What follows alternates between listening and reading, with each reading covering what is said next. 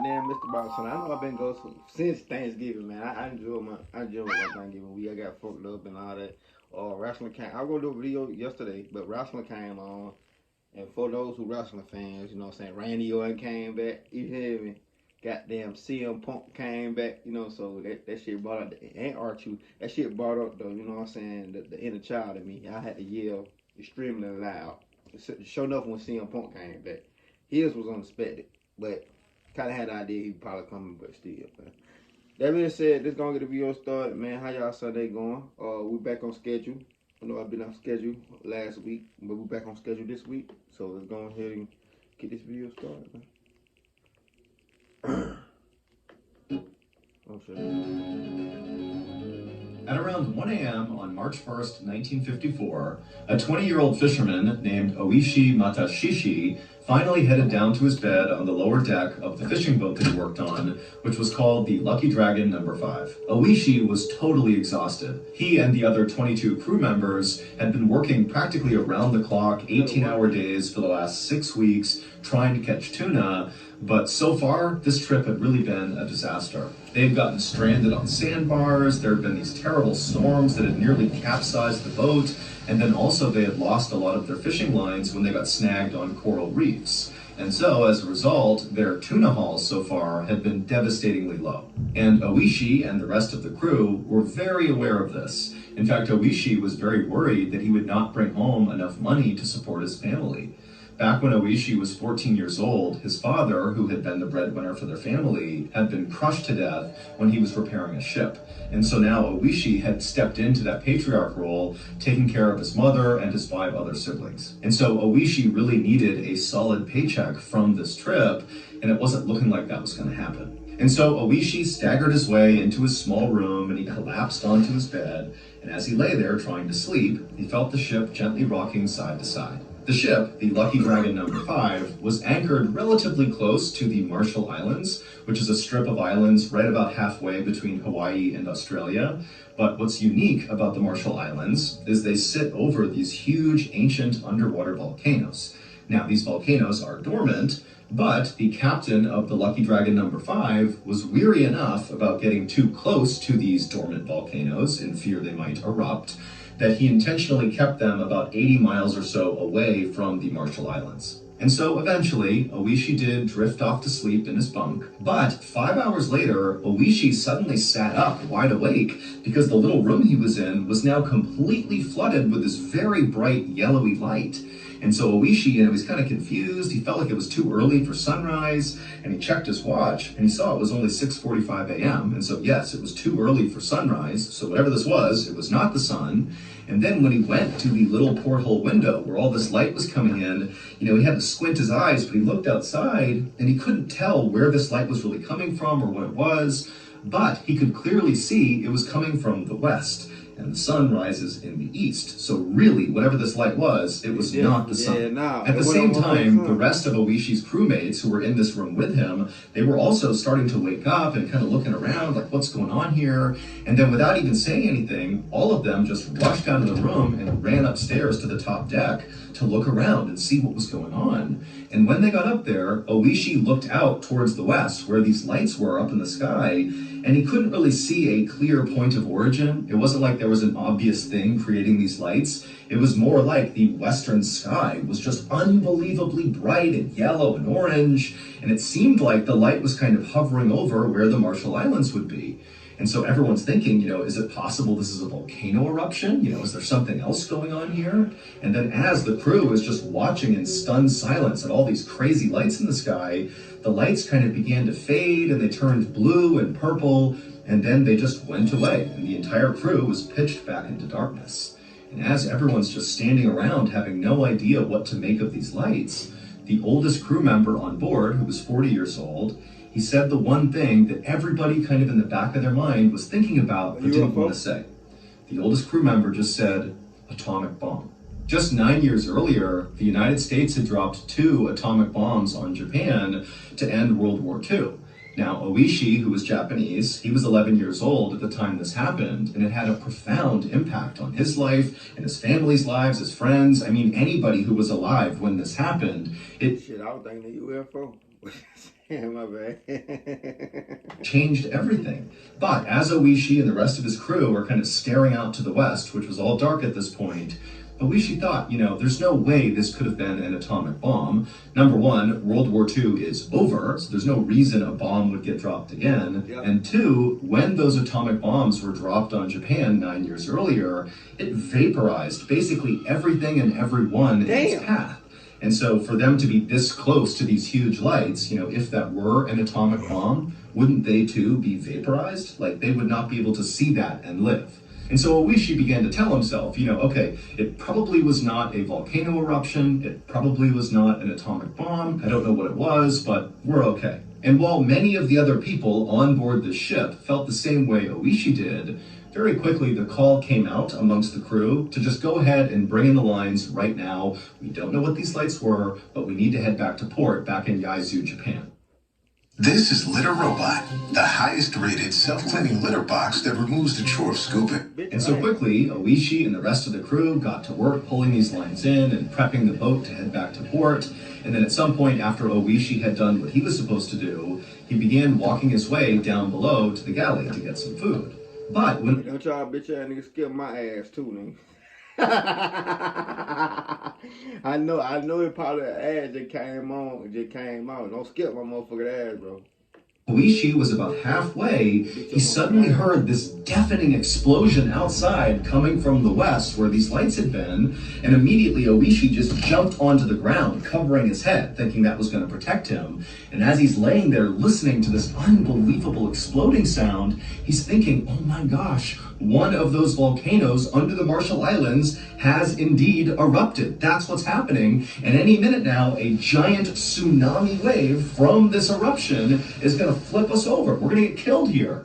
And so Oishi, as this massive exploding sound is going on, he jumps to his feet, he runs upstairs, and he finds the majority of the crew that was still up there had jumped to the ground, and they were just kind of protecting themselves. A couple braver crew members had stood up and were kind of looking out towards the west to see if they could see what was going on, but there were no lights now. It was just these crazy loud exploding sounds coming from the west. And then suddenly all the sounds stopped, and Oishi and the crew at that point braced for what they believed was this inevitable tsunami wave that was going to hit them.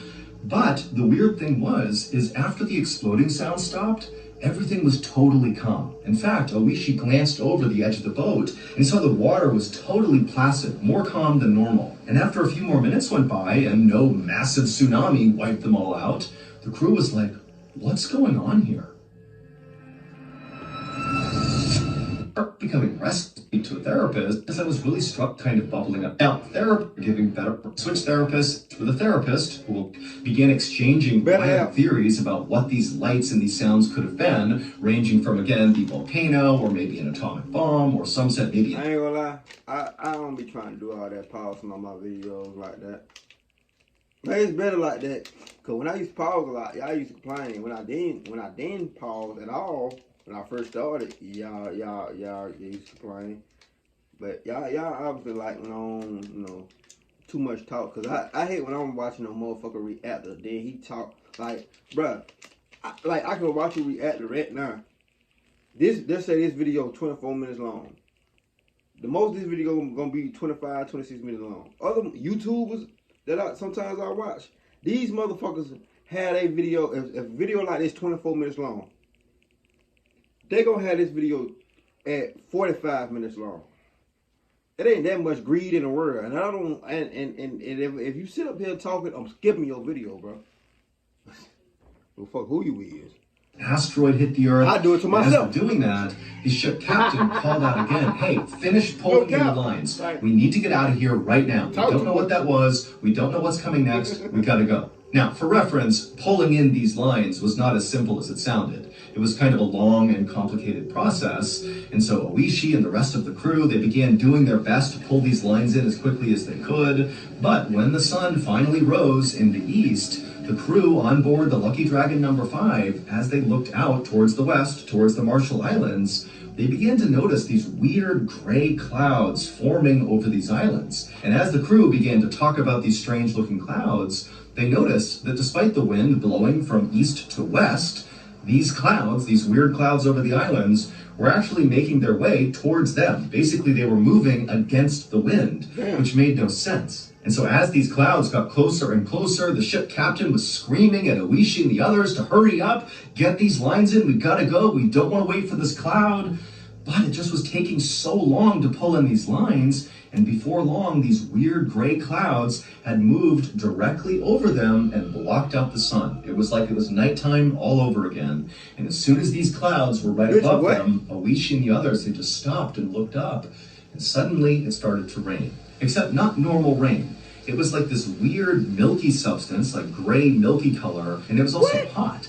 And so Oishi put his hands out and he cupped all this weird liquid in his hands, and nobody knew what it was. And then before long, the rain turned into sleet, still kind of gray and milky, and then the sleet turned into what looked like snow.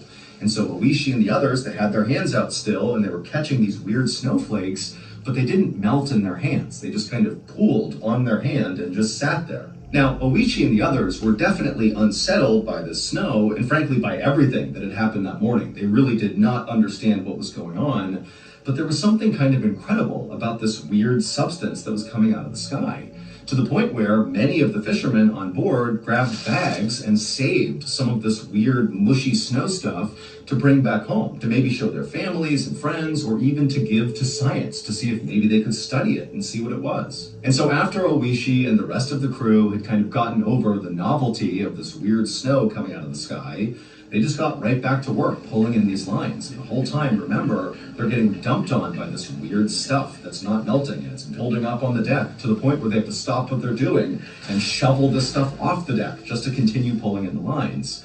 And for hours and hours they did that, just under this weird snowstorm. And then finally, right around noon, all the lines had been pulled in, and the ship's captain turned the wheel, and they began heading towards port. The next morning, Oishi woke up inside of his bunk on board the Lucky Dragon number 5. It would take several days to make it all the way back to port. 7. And when Oishi woke up, he was suddenly struck with this intense nausea.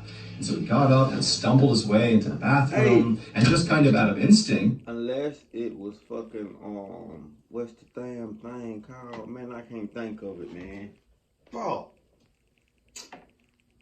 He grabbed his toothbrush and began brushing his teeth. And as he did this, he had this weird feeling that his teeth felt like they were loose, that if he brushed too hard with his toothbrush, that he could knock his teeth clear out of his jaw. Damn. And then when Oishi spit into the sink, he saw there was all this blood. And so Oishi began to panic, and he opened up his mouth and he stared in the mirror to see if maybe he had lost some teeth, but his teeth looked okay. But again, everything felt wrong, and he felt so sick. And so Oishi, he left the bathroom and went upstairs to the top deck. And when he got up there, he saw many of the other members of the crew, and they looked terrible. Their skin was a weird gray color, and some of them had blisters all over their skin. And so to Oishi and to the other crew members, it now seemed kind of obvious that whatever was coming out of the sky, that weird milky substance and that weird snow that didn't melt, clearly it must be toxic in some way, or maybe it's led to some horrible allergic reaction. And so Oishi and the others began referring to the stuff that came out of the sky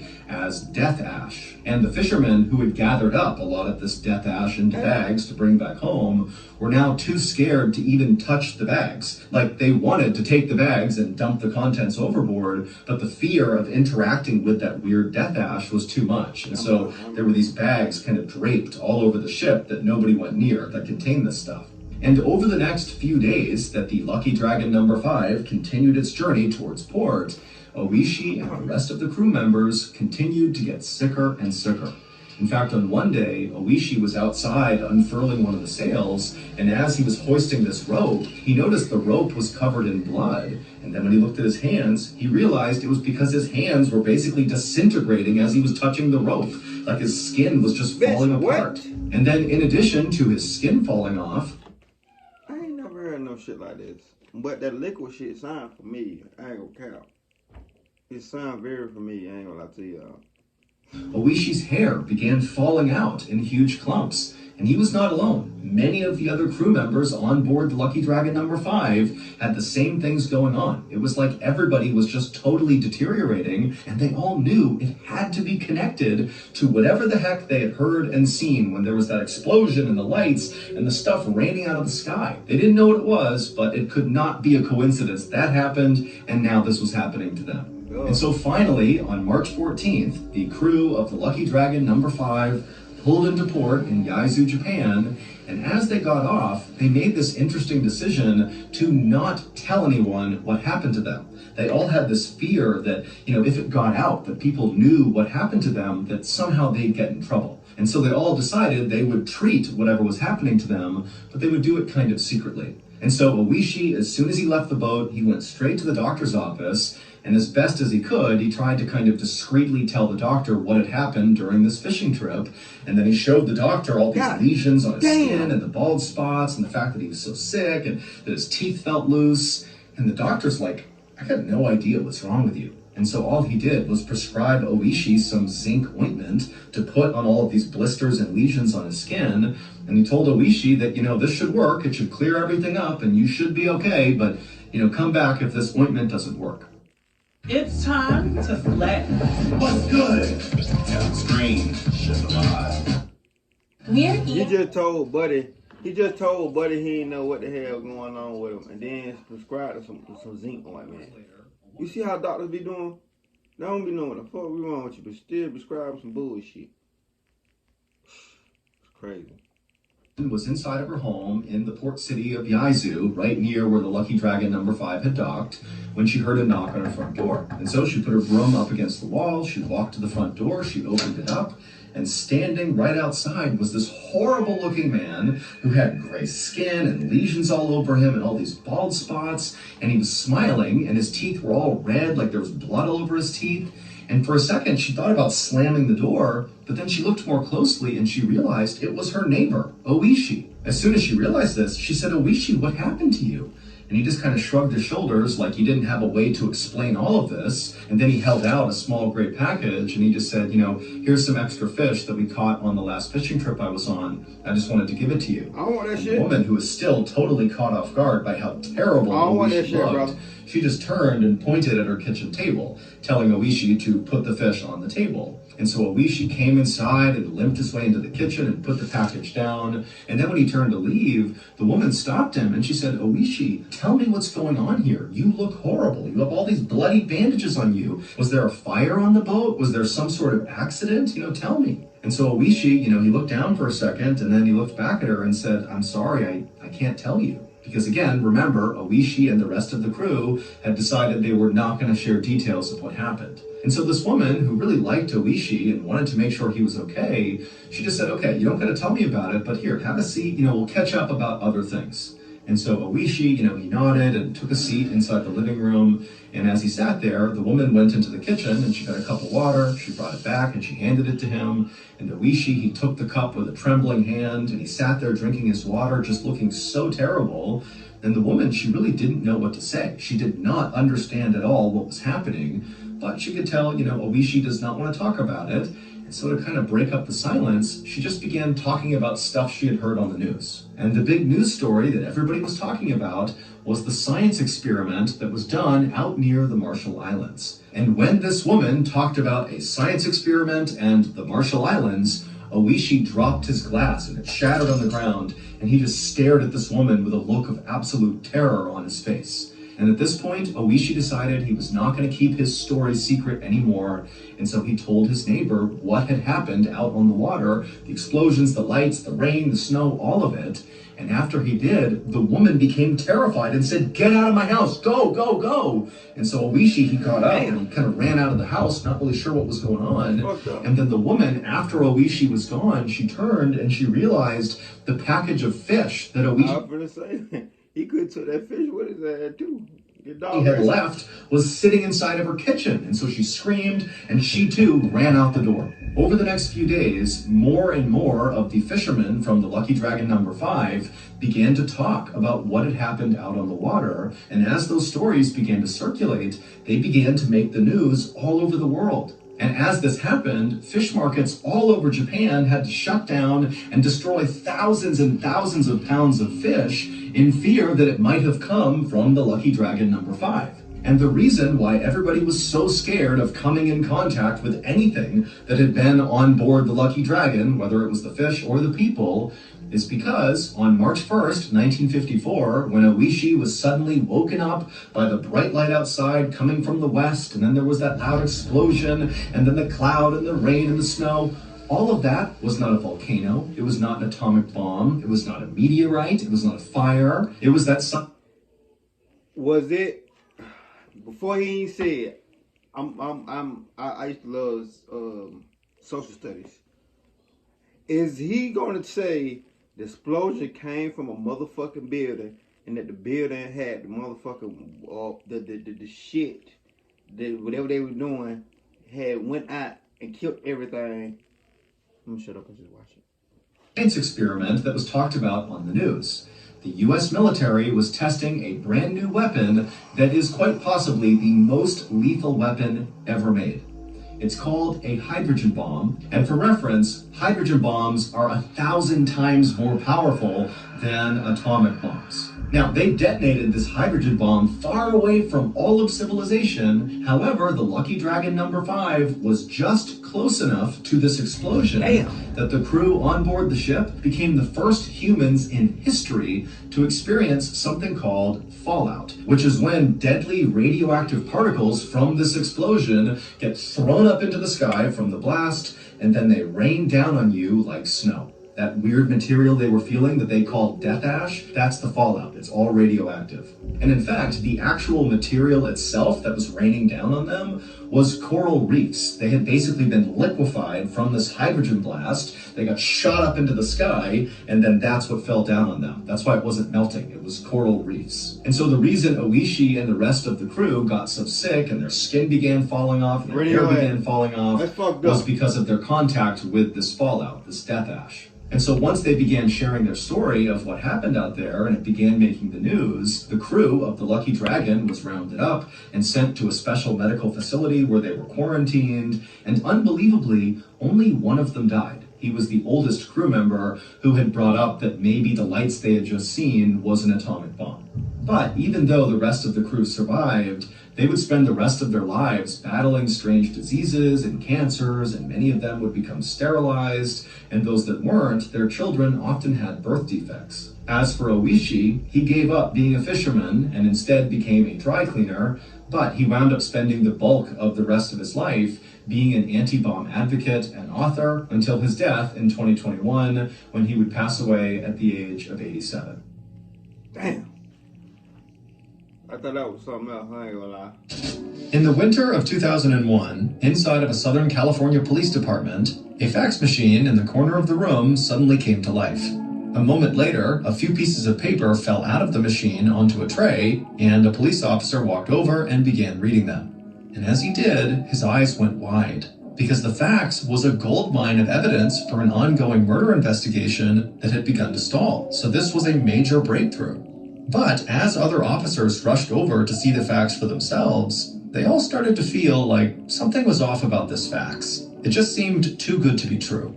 But regardless, the police followed up on the contents of this fax, and sure enough, it did lead them to their killer. However, the killer was not who anyone thought it would be. Oh shit, I might need to react to that one. I ain't gonna care. I'm gonna start reacting to Mr. BALLEN podcast too. Mr. BALLEN podcast, they have some good stories, but them bitches just getting longer and longer. I gotta find me some short ones, like less than 40 minutes, cause hell no. Love y'all that much. I'm just playing. But anyway, man, that being said, give it a thought, like, subscribe. This story was crazy. I was trying to say the radioactive shit. I was trying to say that, cause that what it looked like when he showed the picture. I was trying to say that, but I thought it was another thing, because it was something like that.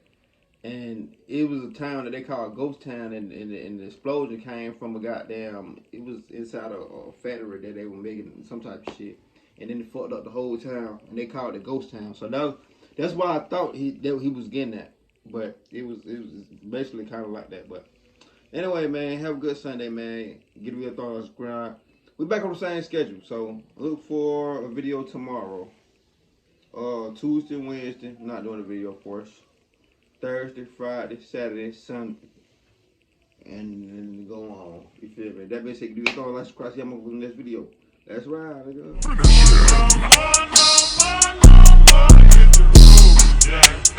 Don't you come back no more.